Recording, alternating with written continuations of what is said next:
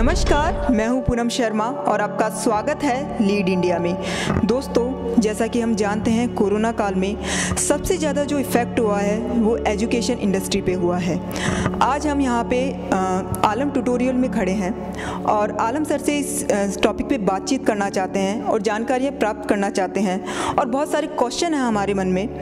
तो चलिए आलम सर के पास। गुरु गोविंद दोनों खड़े काके लागू पाए, बलिहारी गुरु आपनो गोविंद दियो मिलाए।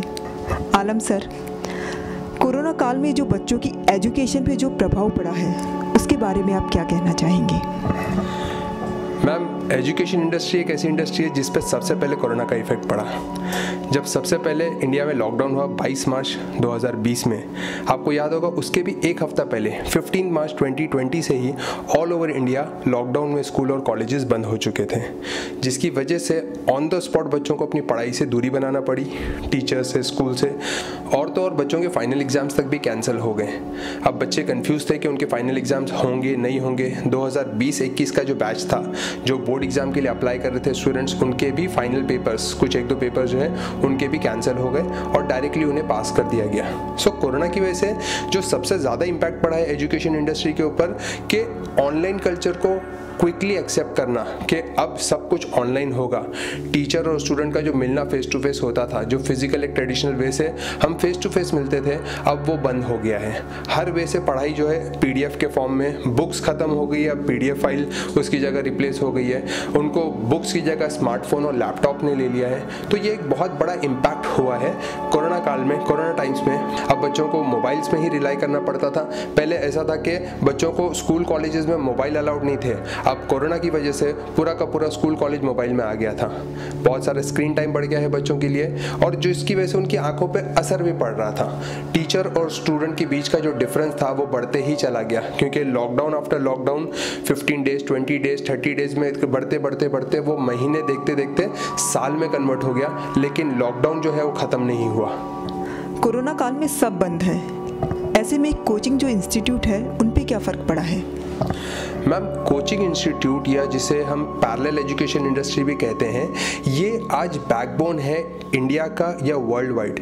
कोचिंग इंडस्ट्री एक ऐसी इंडस्ट्री है जो बच्चों को उनके लेवल पे जाके, वो कितना भी ब्राइट स्टूडेंट होने दो या कितना भी डल स्टूडेंट होने दो, कोचिंग इंडस्ट्री एक ऐसी इंडस्ट्री है कि बच्चों को उनके लेवल पे जाके उनको समझाती है। जो टॉपिक्स बच्चों को स्कूल में कवर नहीं हो पाते, कॉलेज में प्रोफेसर नहीं करा पाते हैं, वो उनके पर्सनल लेवल पे बच्चों को कराया जाता है, सिखाया जाता है, समझाया जाता है। लेकिन लॉकडाउन में कोचिंग इंस्टीट्यूट बंद होने की वजह से जो उनका ये एकमात्र सहारा भी जो था ना, वो भी उनके हाथ से छूट गया है। और ये बच्चे, पेरेंट्स बहुत बेहतर ढंग से जानते हैं कि स्कूल और कॉलेज से कहीं ज़्यादा बेटर कोचिंग क्लासेस बच्चों को क्वालिटी एजुकेशन देने की कोशिश करते हैं।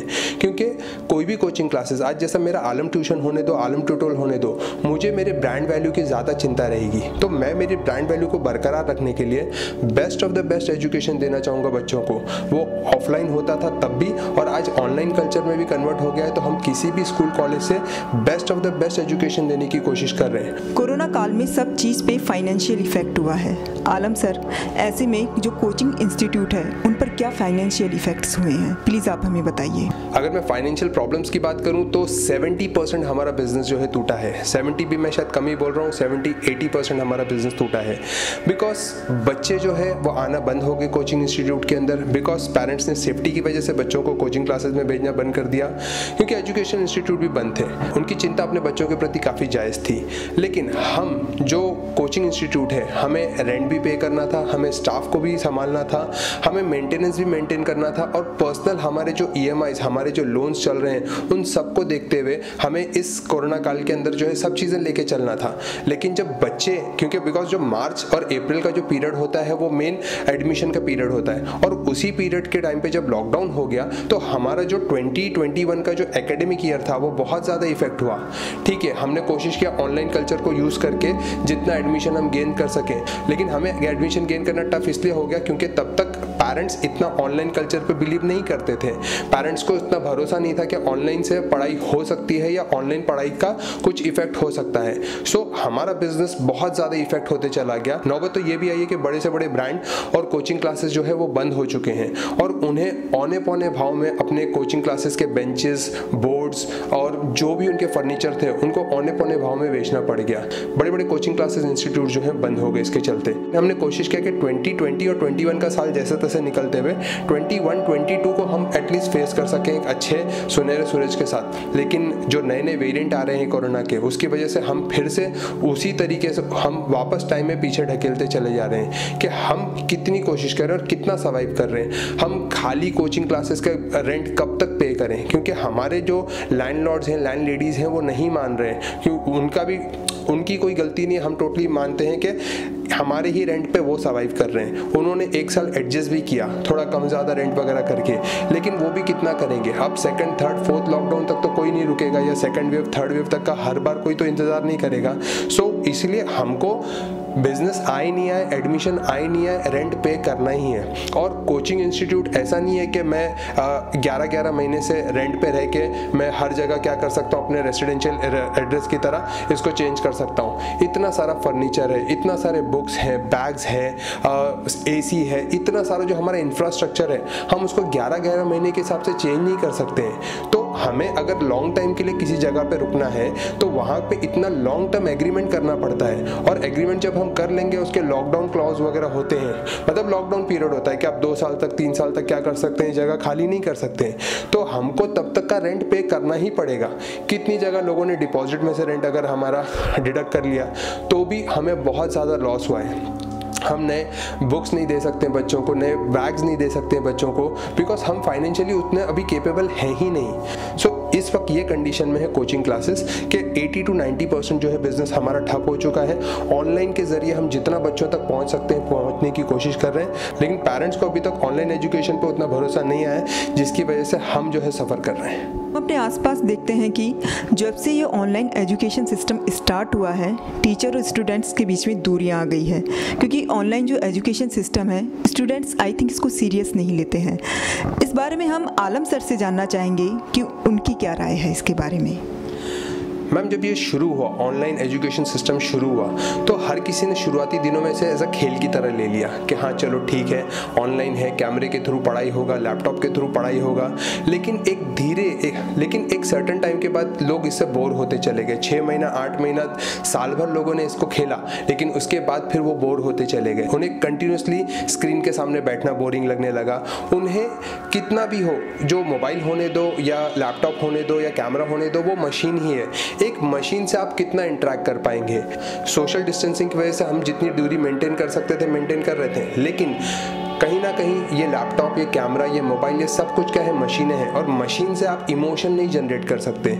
जो ट्रेडिशनल वे ऑफ एजुकेशन है कि एक टीचर और स्टूडेंट जब सामने बैठता है, ज्योमेट्री का कॉन्सेप्ट होने दो, अलजेब्रा के कॉन्सेप्ट होने दो, साइंस के बहुत सारे कॉन्सेप्ट होने दो, वो अकाउंट्स होने दो या इकोनॉमिक्स होने दो, वो फिर फिजिक्स, केमिस्ट्री, बायोलॉजी, कोई भी सब्जेक्ट होने दो, अनलेस एंड अनटिल एक टीचर फेस टू फेस बैठ के बच्चे के सामने कॉन्सेप्ट नहीं क्लियर करता है, तब तक उनके दिमाग में वो चीज़ें नहीं बैठती हैं।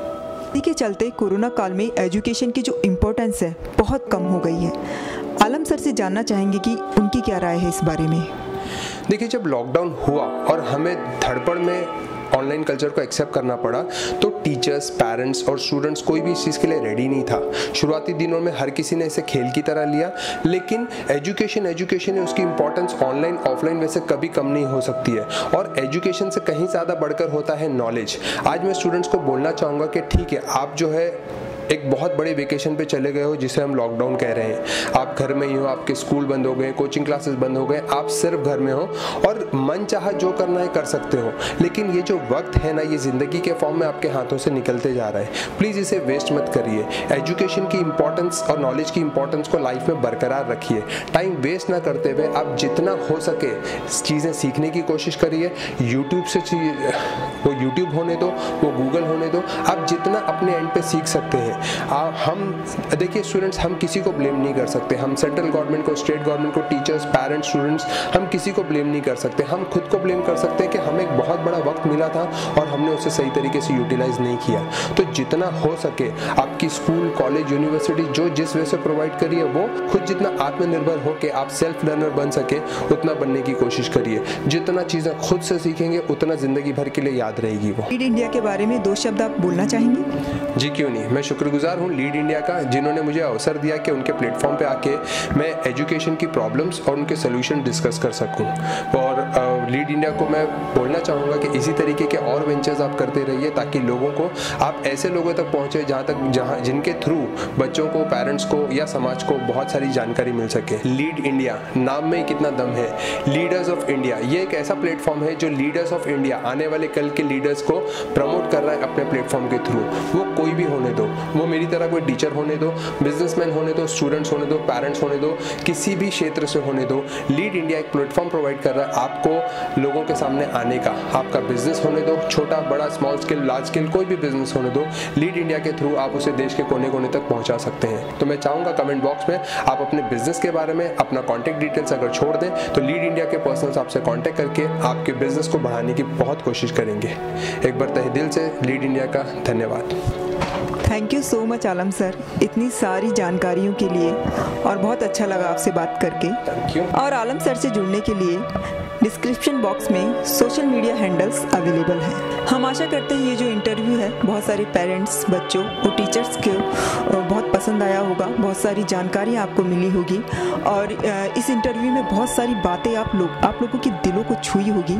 तो प्लीज़ अगर आपको हमारा ये जो इंटरव्यू बहुत अच्छा लगे तो प्लीज़ लाइक करिए, शेयर कीजिए, सब्सक्राइब करिए और यूँ ही देखते रहिए लीड इंडिया।